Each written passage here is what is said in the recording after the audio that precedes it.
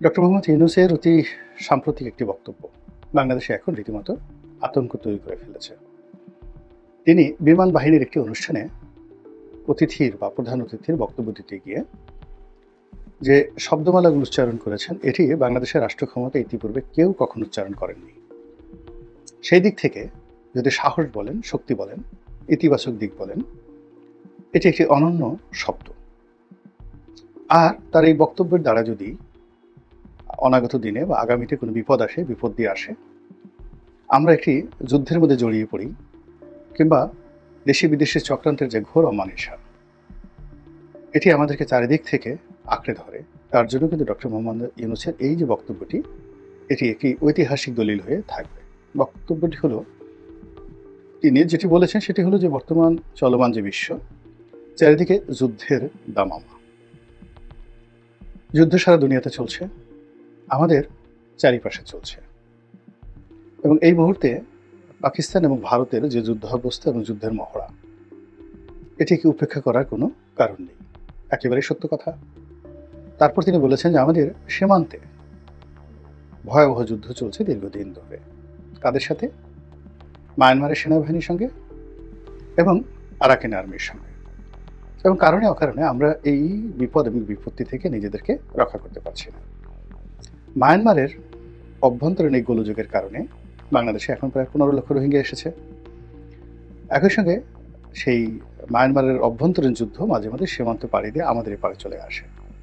কখনো তাদের tear gas, কখনো তাদের মর্টার শেল, কখনো তাদের কামানের গোলা, বন্দুকের গুলি আমাদের এই অঞ্চলে চলে আসে। এবং পরিস্থিতি মাঝে মধ্যে এতটা সঙ্গীন হয়ে পড়ে বা পড়েছে অতীতকালে যে মাইলের পর মাইল এলাকা জনশূন্য হয়ে যায়। এবং এটা দীর্ঘদিন চলার পর সেখানে আরাকান আর্মি জয়লাভ করেছে। আরাকান আর্মি জয়লাভ করার পরে তাদের হাতে বহু যে মায়ানমারের যে সামরিক জান্তা, তারা গ্রেপ্তার হয়েছে। আর বহু সংখ্যক, কয়েক হাজার সেই যে তাদের যে জান্তার বর্ডার গার্ড, সিকিউরিটি ফোর্স বা বর্ডার পুলিশ বলা হয় তাদেরকে, তারা প্রাণ ভয়ে বাংলাদেশে পালিয়ে এসেছে, আত্মসমর্পণ করেছে। এবং আমাদের সেনাবাহিনী তাদেরকে গ্রহণ করতে বাধ্য হয়েছে। এবং পরবর্তীতে আবার মায়ানমার সরকার জাহাজে করে তাদেরকে নিরাপদে বাংলাদেশ থেকে নিয়ে গেছে। এই গেল এক। 2 নম্বর হলো যে আরাকান আর্মি তারা দীর্ঘদিন বাংলাদেশের সীমান্তে তারা বলতে গেলে অবাধ বিচরণ করেছে এবং এখনো করে যাচ্ছে। এবং এই কয়েকদিন আগে দেখা গেল যে বাংলাদেশের অভ্যন্তরে প্রায় 10 কিলোমিটার ভিতরে তারা ঢুকে গেছে। এবং এখানে তারা স্থানীয় তাদের যারা বন্ধু রয়েছে, পাহাড়ি সম্প্রদায়, তাদের সঙ্গে একটি সামাজিক অনুষ্ঠানে নাচ গান করে, আনন্দ ফুর্তি করে, মদ খেয়ে তারা যে উল্লাস নৃত্য করেছে, সেই দৃশ্য সামাজিক মাধ্যমে রীতিমতো ভাইরাল হয়ে পড়েছে। এর বাইরে তাদের আরেকটি অংশ, অর্থাৎ আরাকান আর্মি আরাকানে যে বিদ্রোহ করছে তার বাইরে কুকি চিন বিদ্রোহী রয়েছে। ওখানে একটা চীন প্রদেশ রয়েছে, সেখানে প্রধানত খ্রিস্টান সম্প্রদায়। সেই কুকি চিন বিদ্রোহীদের একটা বিরাট মদতপুষ্ট গোষ্ঠী, তারা বাংলাদেশের সীমানায় বসে তারা যুদ্ধ করছে। বিশেষ করে বাংলাদেশের যে একটা উপজেলা, সীমান্তবর্তী একটা উপজেলা, বান্দরবন জেলার, সেই উপজেলার গহীন অরণ্যটা সেই কুকি চিন বিদ্রোহীদের দখলে। এবং বিভিন্ন সূত্রে যেটি জানা গিয়েছে যে অলমোস্ট প্রায় 5000 কুকি চিন বিদ্রোহী বা যোদ্ধা, সশস্ত্র যোদ্ধা, নিয়মিত যোদ্ধা, যারা কুকি চিন বিদ্রোহীদের যে সেন্ট্রাল কমান্ড, সেখান থেকে প্রতি মাসে যে নির্দিষ্ট বেতন এবং ভাতা তারা পাচ্ছে, পোশাক পাচ্ছে এবং অস্ত্র পাচ্ছে। সেই অস্ত্র পেয়ে বাংলাদেশের গহীন অরণ্যে বসে তারা সেই যে পুরো সীমান্ত, সেই সীমান্তটি মূলত তারাই নিয়ন্ত্রণ করছেন। এরকম একটি ভয়াবহ অবস্থা। সেই ভয়াবহ অবস্থার মধ্যে আমরা সেই যে গত কয়েক বছর ধরে, এটি 1-2 দিন নয়, বহু বছর ধরে এই বিপদ বিপত্তির মধ্যে এসে আজকের এই অবস্থানে এসে এখন রীতিমতো একটা যুদ্ধ অবস্থায় পড়ে গেছি। এটাকে ইতিবাচক ভাবে যদি আপনি বর্ণনা করেন, তো সেক্ষেত্রে এরকম যখন প্রলয় চলছে, তখন ঘুমিয়ে থাকার মতো নির্বুদ্ধিতা আর হয় না। এর প্রেক্ষিতে ডক্টর মোহাম্মদ ইউনূস বলছেন যে আমাদের যুদ্ধের প্রস্তুতি থাকা আবশ্যক, যুদ্ধের প্রস্তুতি থাকা দরকার, বাঞ্ছনীয়। ভালো কথা। তো এই কথা নিয়ে এই মুহূর্তে প্রশংসা হচ্ছে, তার সঙ্গে সঙ্গে আবার আতঙ্ক ছড়িয়ে পড়েছে। আতঙ্ক ছড়িয়ে পড়েছে এই কারণে যে আমরা যে কেবলই মাত্র এই সমস্যাগুলো বললাম, এই সমস্যার বাইরে আরও কতগুলো নতুন সমস্যা। সেই সমস্যাটা হলো যে আমাদের চিকেন নেক, শিলিগুড়ি করিডোর, এই এলাকাতে ঠিক বাংলাদেশ সীমানার ওপারে ভারতের যে শিলিগুড়ি রয়েছে সেখানে যে সামরিক তাদের যে মহড়া, সেখানে প্রায় 40,000 সৈন্যের সমাবেশের খবর বিভিন্ন মাধ্যম থেকে জানা যাচ্ছে। অস্ত্র, গোলা বারুদ, যুদ্ধ বিমান, ড্রোন, তারপরে স্বল্প পাল্লার কামান, ক্ষেপণাস্ত্র এসব নিয়ে ভারতীয় বাহিনী অপেক্ষা করছে, যার একমাত্র প্রতিদ্বন্দ্বী বাংলাদেশ। আবার আমরা ওই খবরের বিপরীতে যেটা শুনছি যে আমরা ওই চিকেন নেকের কাছাকাছি যে একটা ব্রিটিশ জমানার পরিত্যক্ত এয়ারপোর্ট, অনেক বড় এয়ারপোর্ট, যেটা ব্রিটিশ জমানাতে ওটা তৈরি করা হয়েছিল, সৈয়দপুর এয়ারপোর্ট, এবং সেই এয়ারপোর্টটিকে আমরা আবার নতুন করে এটিকে একটি সামরিক ঘাঁটিতে রূপান্তর করার জন্য চেষ্টা করছি, এবং এই কাজটি আমরা করছি চীনের সাহায্য নিয়ে, এবং চীনকে এই কাজটি দেওয়া হবে। হয়েছে কি হয়নি সেটা পরের কথা নয়, বাট এটি নিয়ে আলাপ আলোচনা হচ্ছে। ফলে আপনি চিন্তা করুন যে পুরো উত্তরবঙ্গ, রংপুর, দিনাজপুর, ঠাকুরগাঁও, নীলফামারী, কুড়িগ্রাম থেকে শুরু করে বিস্তীর্ণ এলাকা নিয়ে আমরা আতঙ্কের মধ্যে আছি। এরপরে চিন্তা করুন যে আরেকটু নিচে নামুন, অর্থাৎ উত্তরবঙ্গ থেকে আরেকটু নিচে নামুন। নিচে নেমে যে জায়গাটা, অর্থাৎ ব্রহ্মপুত্র নদী যেখান দিয়ে ঢুকেছে তার পরে গিয়ে আপনি সেই চট্টগ্রাম, পার্বত্য চট্টগ্রাম, একেবারে সেই ফেনী নদী পর্যন্ত, নোয়াখালী ফেনী নদী পর্যন্ত, এই জায়গাটিকে যে ক্ষুদ্র একটা পরিসরে আমরা যেটাকে বলা হয় বাংলাদেশের ফেনী চিকেন নেক, এখানেও ভারতীয় সৈন্যদের হামলা নিয়ে আমরা আতঙ্ক অনুভব করছি, আর আমাদের হামলা নিয়ে ভারত কিন্তু আতঙ্ক অনুভব করছে। এটি হলো রূঢ় বাস্তবতা। তো সেক্ষেত্রে আমরা দুটো শক্তিশালী প্রতিপক্ষ রাষ্ট্রীয়ভাবে, অর্থাৎ ভারত সরকার এবং মায়ানমার সরকার, যাদের সামরিক কর্তৃত্ব, সামরিক বাহিনীর যে ক্ষমতা, তার কাছে আমরা আসলে কিছুই না। আমরা তাদের বিরুদ্ধে গেরিলা যুদ্ধ করতে পারবো, জনযুদ্ধ করতে পারবো। আমাদের অবস্থা হয়তো কাশ্মীরের মতো হবে, হয়তো গাজার মতো হবে, হয়তো ফিলিস্তিনের মতো হবে, কিন্তু তাদের সঙ্গে ঠিক ইউক্রেন যেভাবে যুদ্ধ করছে ওভাবে যুদ্ধ করার মতো অবস্থা আমাদের নেই। আমাদের ওই ধরনের কৌশলগত পার্টনার বা বন্ধু এখন পর্যন্ত তৈরি হয়নি। এবং সেই অবস্থাতে যুদ্ধের প্রস্তুতি, আমরা কি যুদ্ধের প্রস্তুতি নেব, যেখানে আমাদের সেই যেটা শোনা কথা যে বিগত আমলে সেনাবাহিনীকে অবদমিত করতে করতে এমন অবস্থা করা হয়েছে যে সেনাবাহিনীকে নিয়মিত গোলা বারুদ সরবরাহ করা হতো না, এবং তাদের যে শীতকালীন মহড়া, গ্রীষ্মকালীন মহড়া নয়, শীতকালে তারা যে মহড়া দেয় সেই মহড়াটাকেও সীমাবদ্ধ করা হয়েছিল। এবং প্রতিটি যেটাকে বলা হয় কোত, আর্মিদের অস্ত্রশস্ত্র যেই জায়গাটাতে থাকে সেখানে অস্ত্রের রীতিমতো জং পড়ে গেছে, বিকজ ওইগুলো নিয়মিত মেরামত এগুলো করা হয়নি। আমরা এগুলো বাইরে থেকে আওয়ামী লীগ আমলে শুনেছি যে সেনাবাহিনীকে মূলত আনআর্মড করার জন্য, নিষ্ক্রিয় করার জন্য শেখ হাসিনার একটা মাস্টার প্ল্যান ছিল, এবং তিনি শেখ হাসিনা সেনাবাহিনীকে ভয় পেতেন, এবং তার নিরাপত্তার জন্য তিনি পুলিশ বাহিনীকে, বাংলাদেশের নিরাপত্তার জন্য তিনি পুলিশ বাহিনীকে আধুনিকায়ন করার চেষ্টা করেছেন সর্বোচ্চ শক্তি দিয়ে। ঘটনার সত্য বা মিথ্যা আমরা এখন পর্যন্ত জানি না। আমরা একথাও শুনেছিলাম যে ওই সময় কিন্তু সেনাবাহিনীর যারা কর্মকর্তা, তাদের যে পার্সোনাল আর্মস থাকে, সেই আর্মসের যে আপনার প্রতিটা আর্মসের একটা পিন থাকে, গান পিন থাকে, অর্থাৎ আপনি যখন শ্যুট করেন সেই শ্যুট করার সময় সেই পিন যতক্ষণ না পর্যন্ত বুলেটে না লাগবে ততক্ষণ পর্যন্ত সেখানে বুলেট ফায়ার হবে না, ফায়ার অন হবে না। এখন শোনা কথা যে সেনাবাহিনীর কর্মকর্তাদের যে আর্মসগুলো রয়েছে সেই আর্মসের যে পিনগুলো, সেই পিনগুলো খুলে নেওয়া হয়েছে। সত্য মিথ্যা আমরা জানি না, কিন্তু শেখ হাসিনার জমানার শেষ 10 বছরে আমরা এই ধরনের কথা অহরহ শুনেছি।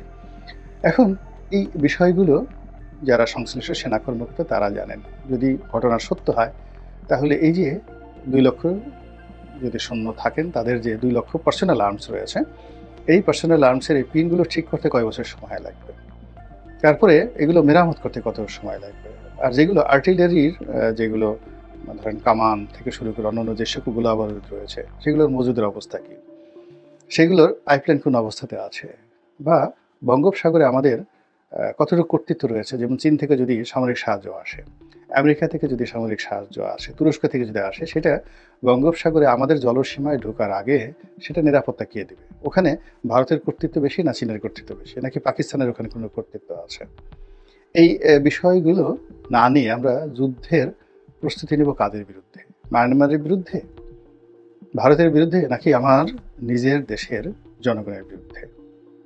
এই বিষয়গুলো নিয়ে কিন্তু নিদারুণ বিতর্ক হচ্ছে। তো যাই হোক, এই যে এই সময়টিতে তিনি যখন এই কথাগুলো বললেন, তার সঙ্গে সঙ্গে যেটি ভয়াবহ রূপে আমাদের আতঙ্ক তৈরি করেছে, যে আমরা জানতে পারছি যে সরকার একটি মানবিক করিডোর দিচ্ছে। মায়ানমারের যে রোহিঙ্গা অধ্যুষিত এলাকা রয়েছে, সেই এলাকাতে রোহিঙ্গা ছাড়াও অন্য বিভিন্ন জাতি গোষ্ঠী, ধর্মের যারা নির্যাতিত জনগোষ্ঠী রয়েছেন, কোথাও খ্রিস্টানরা রয়েছেন, কোথাও কিছু ইহুদিও আছেন, তারপরে সেখানে বৌদ্ধ আছেন এবং মুসলমানরাও আছেন। তো তাদেরকে ত্রাণ সামগ্রী, জাতিসংঘের ত্রাণ সামগ্রী পৌঁছানোর জন্য বাংলাদেশের ভূমি ব্যবহার করে তারপরে সেখানে মানবিক সাহায্য পাঠানোর জন্য জাতিসংঘের একটা প্রস্তাবনা বাংলাদেশ সরকার বিবেচনা করছে, এবং এটা দিয়ে দেখে বাংলাদেশের মানুষ ভয় থরথর করে কাঁপছে। এর কারণ হলো যে ঠিক একই অবস্থা কিন্তু ঘটেছিল ইসরায়েলে। দ্বিতীয় বিশ্বযুদ্ধের পর এরকম ইসরায়েলিদেরকে সেখানে উদ্বাস্তু হিসেবে পাঠানো হলো ঠিক এই রোহিঙ্গাদের মতো করে। তারপর তারা আস্তে আস্তে সেখানে জায়গা জমি কিনল, এবং এখন গিয়ে দেখেন যে অনেক ধনী রোহিঙ্গা রয়েছে যারা কক্সবাজারের অনেক ব্যবসা প্রতিষ্ঠান তারা চালাচ্ছেন, অনেক জায়গা জমি কিনেছেন, নিজেদের ছেলেমেয়ে তারা ওখানে বিয়ে দিয়েছেন, এবং অনেকে স্থানীয়দেরকে বিয়ে থা করে এমনভাবে সমাজের সঙ্গে মিশে গেছেন। কয়েক লক্ষ সঙ্গতিপূর্ণ রোহিঙ্গা কক্সবাজারে গত কয়েক বছরে আপনি তাদেরকে আলাদা করতে পারবেন না। কয়েক লক্ষ রোহিঙ্গা বাংলাদেশের পাসপোর্ট নিয়ে ইতিমধ্যে বাংলাদেশের বাইরে চলে গেছেন, এবং সৌদি আরবে গিয়ে দেখবেন যে কয়েক লক্ষ রোহিঙ্গা আছেন যারা বাংলাদেশের পাসপোর্টধারী অনেক আগের থেকেই, এবং তারা বাংলা ভাষা ঠিকমতো বলতেও পারে না। এই হলো অবস্থা। তো সেখানে যখন এরকম একটা মানবিক করিডোর হবে, সেটা যে কয়দিন পরে সামরিক করিডোর হবে না, এবং এটি যে আগামীতে একটা যুদ্ধের ক্ষেত্র প্রস্তুত করবে না, এবং এই যে একটা স্বাধীন রোহিঙ্গা ল্যান্ড প্রতিষ্ঠা করবে না, এবং সেটি মোকাবেলা করার জন্য আমাদেরকে যুদ্ধ করতে হবে, এবং সেই যুদ্ধ যে একটা অসম যুদ্ধ, একটা অসম্ভব যুদ্ধ। এর কারণ হলো যে আপনি যদি ফেনী নদী পার হয়ে আমাদের চট্টগ্রাম রেজিয়নে এই মুহূর্তে কয় ব্যাটালিয়ন সৈন্য আছে বা কয় ডিভিশন সৈন্য রয়েছে, চট্টগ্রাম, পার্বত্য চট্টগ্রাম, খাগড়াছড়ি থেকে শুরু করে বান্দরবন, কক্সবাজার, এখানে যে সকল ক্যান্টনমেন্ট রয়েছে সকলের কতজন সৈন্য রয়েছে, এবং এই সৈন্যবাহিনী নিয়ে আমরা এই শান্তি বাহিনীর কয়েক হাজার যাকে বলা হয় গেরিলা যোদ্ধা, তাদের সঙ্গে পেরে উঠছে না। সেই শহীদ প্রেসিডেন্ট জিয়াউর রহমানের আমলের থেকেই এই যুদ্ধগুলো চলছে, ক্রমাগত পেরে উঠছে না।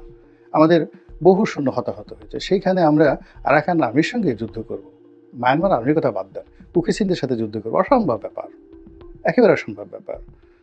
তো এই জায়গাটাতে ডক্টর মোহাম্মদ ইউনূস যুদ্ধ করতে চাচ্ছেন, কীভাবে কী করতে চাচ্ছেন, এটি নিয়ে কিন্তু ভীষণ রকম একটা আতঙ্ক চারিদিকে ছড়িয়ে পড়েছে। এই যে আতঙ্ক, সেই আতঙ্কের পাশাপাশি যেটি আরেকটি রয়েছে, যেটা এখানে বলা খুবই জরুরি, সেটি হলো যে আমাদের আরও একজন খুবই আলোচিত ব্যক্তি বাংলাদেশে, সেটি হলো মেজর জেনারেল ফজলুর রহমান। তিনি একসময় বিডিআরের ডিজি ছিলেন। তো তিনিও একটি বক্তব্য দিয়েছেন, সেটি হলো তিনি সেভেন সিস্টার দখল করার বা ভারতের সাথে যুদ্ধ করে সেভেন সিস্টার দখলে নেয়ার একটা প্রস্তাবনা দিয়েছেন, হুমকি দিয়েছেন, পরিকল্পনা করেছেন। জনাব ফজলুর রহমান বীর যোদ্ধা, তার কথাবার্তা যথেষ্ট ম্যাচিউর, ইসলামী ধারায় বিশ্বাসী, অনেকটা তার ভিতরে একটা খালিদ বিন ওয়ালিদ এরকম, বা উমর ইবনুল আস, ইসলামের দুজন মহাবীর, এরকম একটা যাকে বলা হয় স্ট্যামিনা তার মধ্যে রয়েছে। বাংলাদেশে হয়তো এই মুহূর্তে সেটি কতটা বাস্তব অবাস্তব তার বড় কথা নয়, কিন্তু তার যে একটা মিলিটারি পয়েন্ট, সেই মিলিটারি পয়েন্ট অফ ভিউতে তিনি যে কথাটা বলেছেন, এটাকে আর যে যাই বলুক না কেন, আমি এটাকে একটা বাগবাজ বা কথার কথা মনে করি না। তিনি যেটি বলেছেন যে বাংলাদেশের জন্য একটা অসম্ভব সম্ভাবনা তৈরি হবে যদি সত্যিকার অর্থে পাকিস্তান এবং যাকে বলা হয় ভারতের মধ্যে তুমুল যুদ্ধ শুরু হয়ে যায়, এবং ওয়েস্টার্ন ফ্রন্টে, ভারতের যে ওয়েস্টার্ন ফ্রন্টে পাকিস্তানের যুদ্ধ যদি হয়ে যায়, অর্থাৎ পাঞ্জাব ফ্রন্টে, কাশ্মীর ফ্রন্টে, এই দুটো ফ্রন্টে যদি যুদ্ধ হয়ে যায়, সেই যুদ্ধকে ভারত ইচ্ছে করেই বাংলাদেশের দিকে টেনে নিয়ে আসবে, তখন সে আহত বাঘ হয়ে যাবে। এর কারণ হলো তার কাছে মনে হবে যে ওই ফ্রন্টে যুদ্ধ হচ্ছে, ফলে এই ফ্রন্টে যদি বাংলাদেশ অরক্ষিত থাকে তাহলে এই ভূমিকে কেন্দ্র করে তার যে পুরো ইস্টার্ন রিজনটা বিচ্ছিন্ন করে দেওয়া হবে। অর্থাৎ আমরা যদি ছাড় দিই, ভারত কিন্তু ছাড় দেবে না। তখন ভারত কি করবে, এখানে পুরো বাংলাদেশ দখল করে ফেলবে উইদিন 15 ডেজের মধ্যে। কাজেই এই যে 15 ডেজ যুদ্ধ যখন প্রবল আকার হবে, ওখানে কোনো রকম যদি বাংলাদেশ আঙ্গুল চুষে বসে থাকে, তাহলে এই বাংলাদেশকে হারাতে হবে। এবং এটা যুদ্ধের যে একটা নিয়ম, এটা মেজর জেনারেল ফজলুর রহমান সাহেব খুব ভালোভাবে বুঝতে পেরেছেন। বাংলা, বিহার, উড়িষ্যার হাজার বছরের ইতিহাসে এইভাবেই ঘটনা ঘটেছে। এভাবে আপনি যদি মনে করেন যে একেবারে সেই অশোক থেকে শুরু করে, অশোক না, আরো আগে আপনি যদি নন্দ বংশ থেকে চন্দ্রগুপ্ত মৌর্য অর্থাৎ মৌর্য বংশের পরে গুপ্ত বংশ, তো এই যে গুপ্ত বংশ থেকে এরপর যদি আপনি শশাঙ্কর আমল ধরেন, শশাঙ্কর আমল থেকে আপনি যদি হর্ষবর্ধনের আমল আসেন, হর্ষবর্ধনের পরে তারপর যদি আপনি পাল বংশ আসেন, পাল বংশের 400 বছর পরে যদি আপনি সেন বংশ আসেন, সেন বংশর পরে যদি আপনি ইখতিয়ার উদ্দিন মোহাম্মদ বিন বখতিয়ার খুলজির শাসন আমল ধরেন, শাসন আমলের পর যদি সুলতানি আমল ধরেন, সুলতানি আমলের পরে যদি আবার স্বাধীন বাংলার যে সুলতানি আমল, দুটো, একটা হলো দিল্লির সুলতানি আমল আর একটা হলো স্বাধীন বাংলার সুলতানি আমল, এরপর যদি মোগল আমল ধরেন, মোগল আমলের পরে ব্রিটিশ আমল যান, ব্রিটিশ আমলের পরে পাকিস্তান আমলে যান, এবং 1965-এর যে ওয়ার, যুদ্ধ, সেই যুদ্ধের ইতিহাস যদি ধরেন, তাহলে আপনি একেবারে নিশ্চিতভাবে দেখেন যে জেনারেল ফজলুর রহমান যে কথাটা বলেছেন, এই কথাটাকে আপনাকে শতভাগ সমর্থন দিতে হবে। 1965 ভারতের সবচেয়ে বড় ভুল, অর্থাৎ ওয়েস্টার্ন ফ্রন্টে তারা যখন যুদ্ধ করছিল, তারা যদি তখন চাইতো ইস্টার্ন ফ্রন্ট, অর্থাৎ এই অঞ্চলটিকে তারা দখল করে নেবে, এটি তাদের জন্য 1 ঘন্টার বিষয় ছিল। এর কারণে পুরো এই পূর্ববঙ্গটি তারা অরক্ষিত অবস্থায় রেখে গিয়েছিল পশ্চিম পাকিস্তানের যারা লোকজন। ফলে এটা যদি তারা কাট আপ করে দিত, তাহলে 1971 সনটা তৈরি হতো না, নতুন একটা ইতিহাস তারা তৈরি হতো। এবং সেই ভুলটা তারা যে করেছে 1965-এ, এই জন্য তারা অনুশোচনা অনুভব করে, এবং তার জন্য কিন্তু 1971 সনে তারা বাংলাদেশের মুক্তিবাহিনীকে তারা সাহায্য করেছে, সহযোগিতা করেছে, এবং নিজেরা এখানে সৈন্য সমাবেশ করেছে। পরবর্তীতে আবার 71 সনে তারা যে কারণে যুদ্ধ করেছে, এটা তারা বাংলাদেশের স্বাধীনতার জন্য যুদ্ধ করেনি। ইন্দিরা গান্ধী স্পষ্টত ভাবি, আপনি অতি সাম্প্রতিক একটা সাক্ষাৎকার দেখেছেন যে জেনারেল মানাস্ক যিনি সেনাপ্রধান ছিলেন, তাকে তিনি ক্ষোভের সঙ্গে বলেছেন, ইন্দিরা গান্ধী, যে তোমাকে তো বাংলাদেশ স্বাধীন করার জন্য পাঠানো হয়নি, তোমাকে পাঠানো হয়েছে বাংলাদেশ দখল করার জন্য, তুমি স্বাধীন বাংলাদেশ দখল না করে তুমি স্বাধীন করে দিয়ে চলে আসছো। একই অবস্থা জেনারেল অরোরার সাথে হয়েছে। কাজে ইন্দিরা গান্ধীর সঙ্গে কিন্তু বঙ্গবন্ধুর সম্পর্কটা ভালো ছিল না। ফলে তিনি ব্যক্তিত্বে, মানে বঙ্গবন্ধু যখন জেলখানা থেকে ছাড়া পাওয়ার পরে ওই যে 24 ঘন্টা থেকে 48 ঘন্টার সময়, অর্থাৎ হিথ্রোতে গেলেন, সেখান থেকে দিল্লিতে আসলেন, দিল্লি থেকে দমদমে আসলেন, তারপর শেষে কলকাতাতে আসলেন, এরপর ঢাকা আসলেন, এই সময়টার মধ্যে মূলত বাংলাদেশের দ্বিতীয় স্বাধীনতা হয়েছে। ওই সময়টাতে বঙ্গবন্ধুর সঙ্গে মূলত ইন্দিরা গান্ধী কূটনৈতিক দক্ষতায় পেরে ওঠেননি, ব্যক্তিত্বে পেরে ওঠেননি, নেতৃত্বের গুণাবলীতে পেরে ওঠেননি, কিন্তু তাদের যে মাস্টার প্ল্যান ছিল সেটা হলো টু অকুপাই বাংলাদেশ, এবং সেই জিনিসটি তারা আবার যখন একটা সুযোগ আসবে, এই যে এখন যে সুযোগ আসবে, তারা সেটা হাড়ে গ্রহণ করবে, 1 সেকেন্ডও সুযোগ দেবে না। এই কথাটা জেনারেল ফজলুর রহমান সাহেব কিন্তু বলেছেন। তো কাজেই মূল ব্যাপার হলো যে আমরা কি করব বা না করব। আজকের এই যে আমার এই বক্তব্যটা আমার গা কাটা দিচ্ছে, আল্লাহ না করুক যদি এরকম ঘটনা ঘটে যে এটা একটা ইতিহাস হয়ে থাকবে। এবং সেই ক্ষেত্রে ধরুন ফজলুর রহমান সাহেব প্রথম বললেন, দ্বিতীয় আমি বললাম সাধারণ মানুষের মধ্যে, আর ডক্টর মোহাম্মদ ইউনূসও যুদ্ধ প্রস্তুতির কথা বলেছেন। তো কাজেই এটা নিয়ে আপনারা কি করবেন, কি চিন্তা করবেন, সামরিক বাহিনী কি করবেন, এটা তাদের ব্যাপার। বাট আমাদের কাছে যতটুকু যেটা মনে হয়েছে, দিস ইজ দ্য টাইম, যেটা আঙ্গুল চুষে বসে থাকার সময় নয়। দিস ইজ দ্য টাইম যেখানে কালক্ষেপণ করার সময় নেই, পূর্ণ প্রস্তুতি নিয়ে থাকতে হবে। যে কোনো পরিস্থিতিতে আমরা 24 ঘন্টা থেকে 48 ঘন্টা সময় পাবো, অনলি 48 ঘন্টা। আমাদের ভূমি আমাদের থাকবে, নচেত আমরা ভূমি হারিয়ে ফেলব। আল্লাহ আমাদের সবাইকে হেদায়েত দান করুন এবং হেফাজত করুন। আসসালামু আলাইকুম ওয়া রাহমাতুল্লাহি ওয়া বারাকাতুহু।